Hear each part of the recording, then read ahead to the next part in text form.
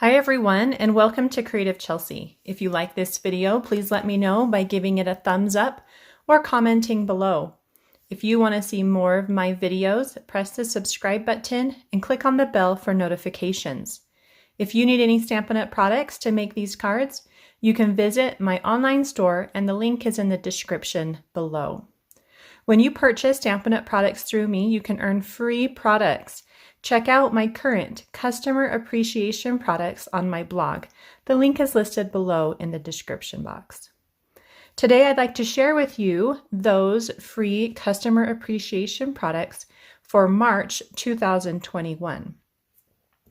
And to show you how they can all work beautifully together, I created this fun card, and I will walk you through the steps to make this in just a minute. So this month, March 2021, when you purchase from me, you can earn these products. The first product is the beautiful Blushing Bride ribbon. This is the metallic ribbon. It has one side that's kind of got this beautiful gold metallic look to it. And then on the other side is just a satin look. So you could use both sides. It's reversible. And when you purchase $50 worth of product that does not include tax or shipping, you will receive this ribbon from me as a thank you gift. The second product is the OPAL rounds. And you can see here that they're a clear embellishment and they have a little bit of a glitter top to them. They're really pretty on lots of different projects and they're kind of my new go-to embellishment. You can receive this product along with the ribbon for an order of $100. And again, that's just the product order, not tax or shipping. So then with an order of $150, you're going to receive this background stamp called Wild Roses and the OPAL rounds and ribbon. So all three things with an order of $150 or more. And this is the fun stamp set that we're going to be using to create this beautiful background here on this card. So again, these offers are only given through me, and you can find the link to order in the description box below, or you can search for me on the Stampin' Up! Store website, Chelsea Christensen in Colorado. So let's go ahead and start making this beautiful card. So to start, I have a piece of basic white cardstock and it's just a half a sheet. So it's been cut to 5.5 inches and it's the full 8.5 inches. And I like to use this when stamping with background stamps because it gives me a larger piece of paper and then I can trim it down to the size I want after I'm done stamping. The colors I'm using are Blushing Bride, and that's to coordinate with the Blushing Bride ribbon, and then Blackberry Bliss, and that's that beautiful dark, rich color. I'm going to be using my Stamparatus today. It's a really great tool when you're using large stamps, because if your image doesn't come out nice and clean, then you can go back and continue to get a nice clean image with it. So let's begin with the Blushing Bride. And for this, we're going to be stamping just the top half of that background stamp because we just need a couple full-size flowers to fussy cut. So I'm just going to hover my stamp just above my paper and lay it. I'm just adding the paper just in the general area of where that stamp is. And then placing my magnets down to hold it in place. Then grabbing that Blushing Bride, and the two flowers I want are right here in the center on the top. Just going to ink it up. So there are these two flowers right here. And then I'm just going to stamp it down. This needs to just move over a little bit. And then press. Nice, clean image is what we're looking for, right around those flowers. Okay, see, as you can see, it needs maybe just a little bit more ink to give it a nice solid look. So I'm just going to go ahead and ink that up again.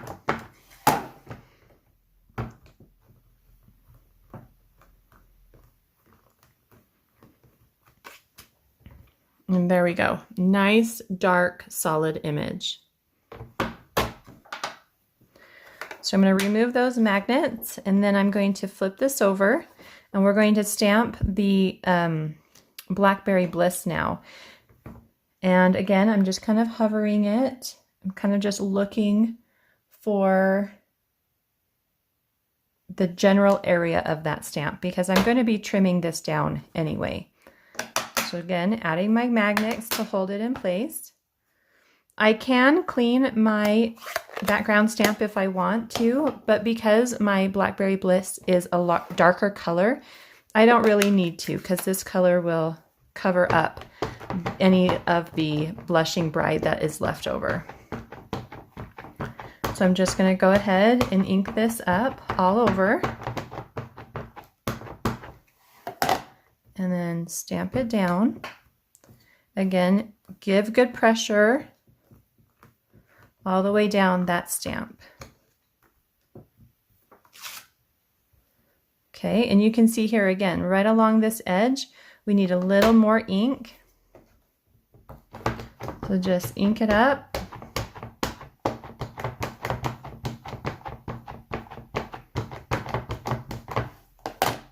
And because that paper hasn't moved, we can just lay that right back down and get a nice solid image.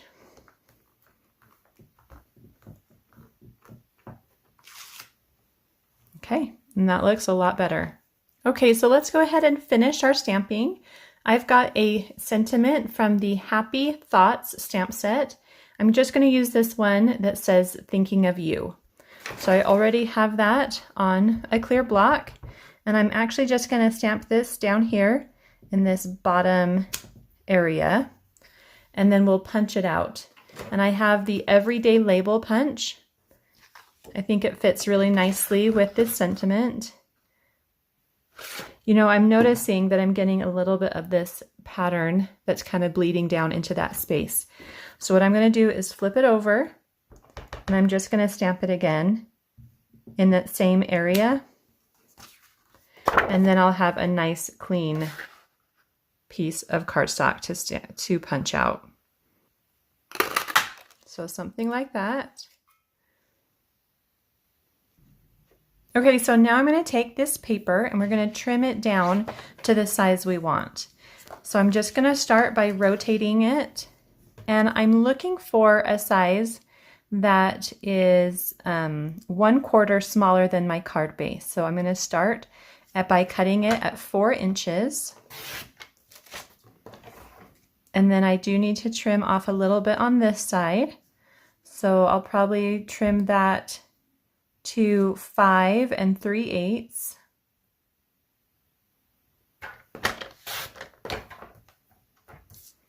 And then rotate and do 5 1/4. So a little bit from each side.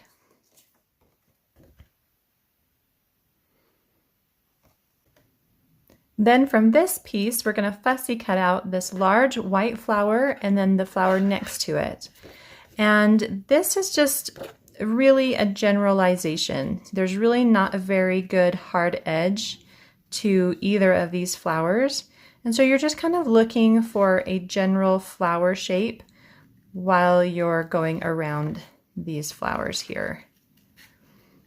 So I'm kind of staying in for this white one.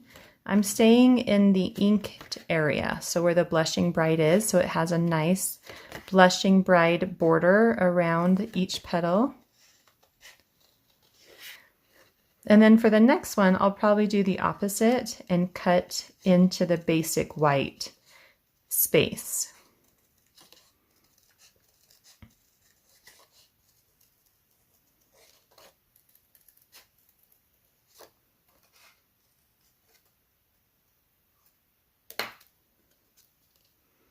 Okay, so you can see how that turns out.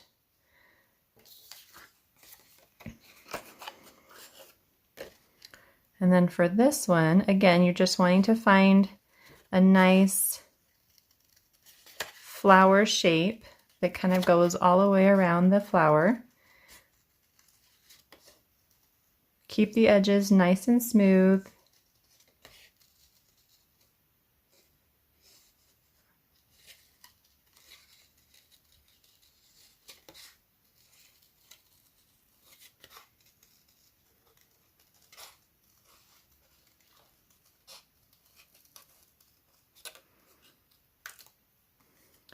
And then down here, you can kind of just smooth out the petals just a little bit, so it looks a little more natural.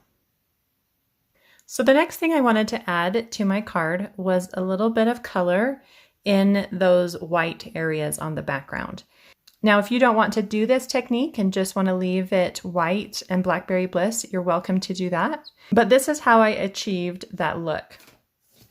So I'm using Blushing Bride, and I've got a blending brush. I'm just going to add some ink to my blending brush and then do a little bit off my paper. And that just kind of smooths out the color so that when I'm adding it to my cardstock, I don't get any real heavy areas. So then you just, whenever you're ready for more color, go ahead and pick up some ink off the ink pad. And you can do this as heavy or as light as you'd like. And then you can also hold it with a scratch piece of paper if you're worried about your fingerprints showing. Because once you've added that ink with the blending brush, it does tend to lift off a little bit with fingertips, or it can also lift with a little bit of moisture like water droplets. And so you can just protect it by using some scratch paper. So again, just add as much of this ink as you want to your background. I think that looks good. Just another light pink color. And the reason I used the blending brush instead of just stamping on the Blushing Bride cardstock is because you do get some variations in the thickness of the ink. So some areas it's a little darker, and in some areas it's a little lighter. And so that's a really fun element to this card as well. Okay, so we're ready now to put our card together. So I've just got a card base that's the thick basic white cardstock. And I'm going to use my bone folder to make a nice crease. Then I'm going to layer on some Blackberry Bliss cardstock. And this has been cut to 4 1/8 inches by 5 3/8. So it's going to give me a nice thin border all the way around.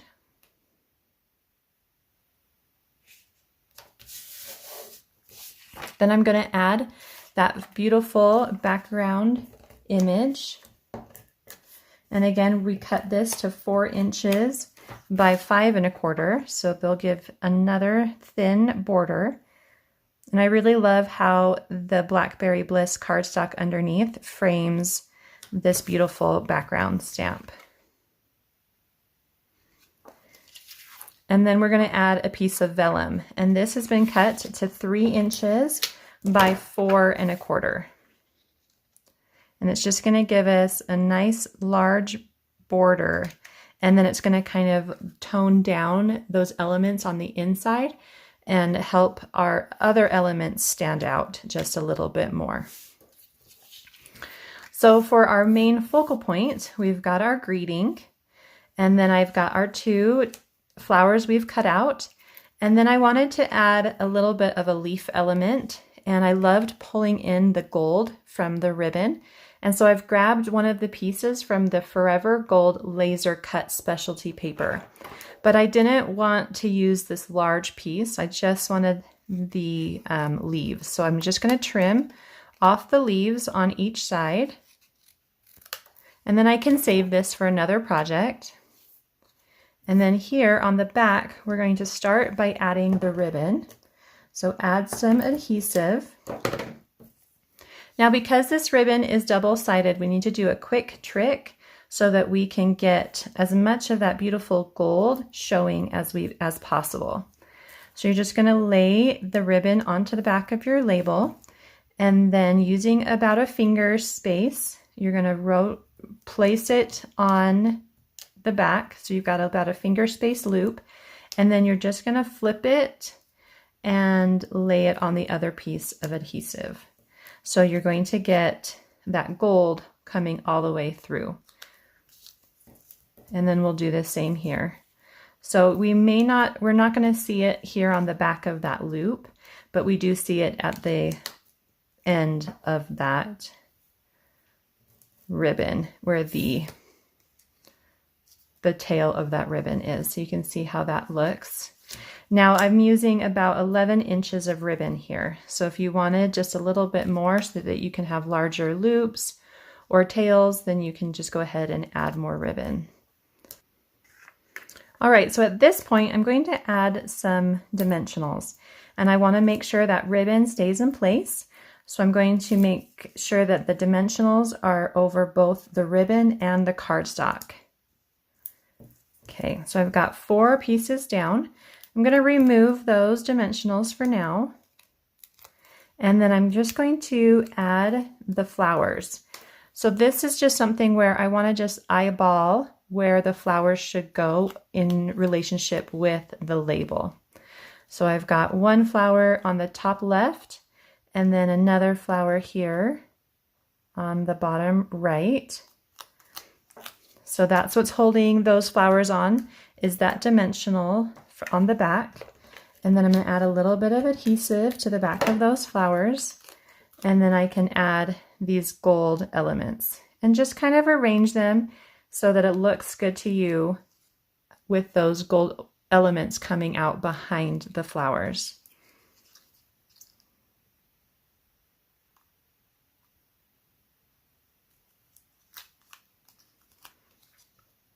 So you'll get something that looks like this.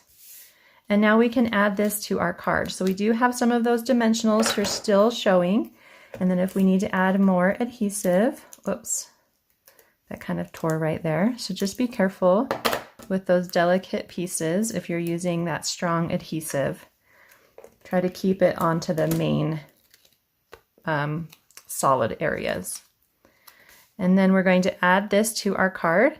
I like to kind of keep it closer to the top. So just kind of find the center and then you can press all that down. And it is coming off the card just a little bit. If you're planning on putting this in an envelope, then you may want to shift it over or place those gold pieces a little deeper into the card. And then the very last thing we're going to add are some of those opal rounds. And so you can just grab a couple of them. They come in 2 sizes. There's both large and small. And down here, I'm adding the 2 small ones. And then I'm going to add a large one up here to the inside of the flower. Well, I hope you enjoyed watching me use my customer appreciation products for March 2021. I think this card turned out really beautiful and it was pretty quick and easy to do. If you'd like to see close-up images or written instructions on how I created this card, you can visit my blog, creativechelsea.com. Thanks so much for watching. Have a creative day. Bye.